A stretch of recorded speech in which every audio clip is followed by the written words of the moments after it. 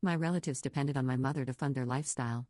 So when she died and left everything to me in her will, I cut off all financial support.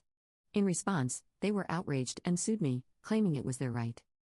I, 23, have recently inherited all my mother's assets, property, and money as I was the only one mentioned in her will. I am an only child, and my father passed away in a biking accident when I was young, around the age of 4. For most of my life, I've been raised by my mother alone with no one to help her. She was honestly the best mother a person could ask for. She would work day and night to provide for me but would never show her struggles in front of me. She would manage to make time for my enjoyment as well, taking me places, buying me toys, and just being what you want a mother to be. Although my parental family was limited to only me and my mom, we had quite a vast extended family. On my dad's side of the family, I had both my grandparents alive, 2 aunts, and 1 uncle.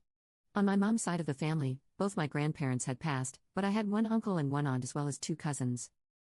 My relatives used to constantly barrage my mother asking for money to the point where once when I was 12, she had to get a 3rd job, which was night shift to meet their demands and mine. This always made me feel bad for my mom as she was working so hard to make ends meet for just me and her. And on top of that, my relatives asking her for money was like another weight thrown on her.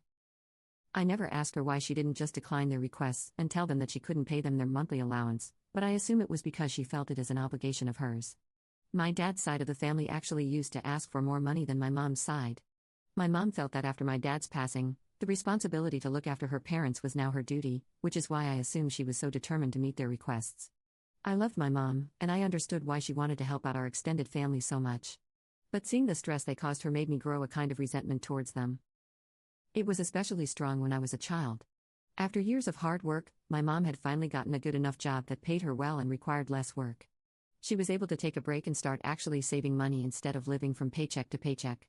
So when I recently got the news that my mom had passed away on the way back from work in a truck-related accident, I felt depressed.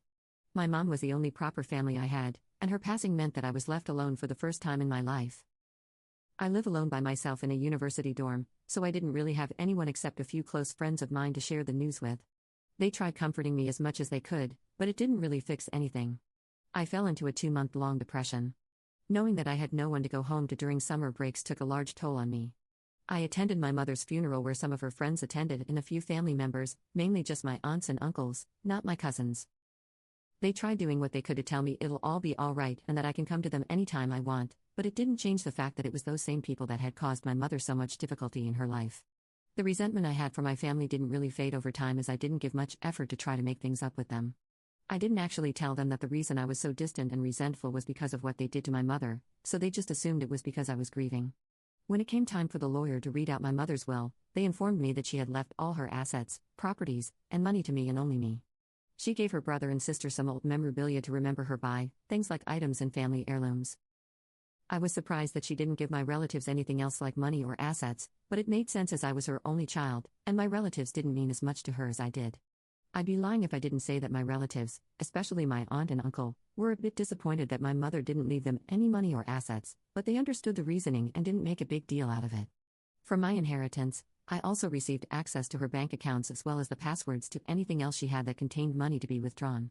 When I started looking through the bank accounts, I noticed that her bank accounts were still set up to transfer my relatives' money monthly. It was about $200 monthly being transferred to my cousins and $300 being transferred to my grandparents on my dad's side. In total, it was $600 a month being transferred to my cousins, grandparents, and a few other people here and there. At the time, I assumed that as my mother had passed and her money was now my property, that I had the right to stop the transactions and support my relatives from her accounts as it wasn't my responsibility to send them support. The real problems began here after stopping the transactions. So a month passed with no issues or complaints from my relatives. I continued with my university, and everything was going well. However, it was after the month ended and the next month began that issues started. My relatives noticed that they didn't get any transfer of money in their bank accounts on the 2nd of the month, and they immediately called me to ask me about it. I don't remember specifically what I said in the call, but they asked me about why they didn't receive any money. And I was a bit confused and then realized that they were talking about the monthly bank transfers. I told them that I canceled them as it was now my money, and I didn't have any obligation to send them anything. I remember them getting really upset and mad about this, saying stuff like, "Your mother was sending us this money as a promise, and now you can't just stop sending it," and stuff like, "We need this money, and it's unfair how you're canceling it." Overall, the gist is that they were really upset about this. But at that moment in time, I really didn't care enough about my relatives to work anything out with them. So I told them frankly that it was now my money, my assets, and my choice whether I wanted to send them money, and I chose not to, and I ended the call.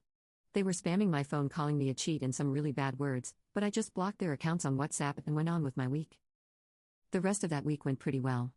I didn't see myself as a bad person as it was my choice to send them support, and I chose not to. I also very clearly remembered how they had put my mother into so much stress when she was working paycheck to paycheck, so I definitely wasn't fond of them in any way. The real surprise came when one of my cousins actually visited me in my dorm to talk to me. It was very unexpected and abrupt, but I still had him over. He wasn't immediately clear on why he was over at first, but I had my suspicions it was because of the money issue. Those suspicions were right in the end because once he had buttered me up and everything, he asked me about the money. I told him clearly that it was my money and that it was not my duty to continue my mother's funding. He was arguing that because it was still my mother's money that I inherited, that I was still required to let the month's $600 through. I got overly mad at him because of this and told him that he didn't even show up to my mother's funeral yet. He was standing there demanding his money. If that resentment for my relatives had been getting any weaker, I can guarantee that it relit in that moment at full flame. I kicked my cousin out of my dorm and told him that if he came here again, I'd get a restraining order against him over harassment.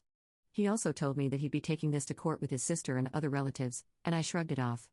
I just assumed then that any logical, sensible court in this country would obviously take my side in this type of dispute as I clearly had the better argument, but I guess I underestimated how messed up our judicial system is. After a week or two passed, I got a letter in my mail, and it read I was being sued by my cousin and that I had to show up to court on 16th March, on which the jury will listen to the arguments from both sides. On top of that, I was thrown the hurdle of having to get a lawyer out of my own pocket, which cost a lot of money, especially for a college student. The audacity that my relatives had to take me to court over denying them something that was completely my right was absurd. There were 15 days till the court date, and I had to find a lawyer that would fit into my budget and defend my case well. I tried getting in contact with my cousin as I was infuriated, but I was blocked. And when I went to their house in person, they wouldn't open the door and only talk to me through their camera where they just told me to wait until the court date. I cannot explain how stressed out this whole situation made me, and they were just doing to me what they had been doing to my mom my whole life. Regardless, I went to a law firm and got a lawyer that fit within my budget. I told her about the situation and presented all my arguments that I had.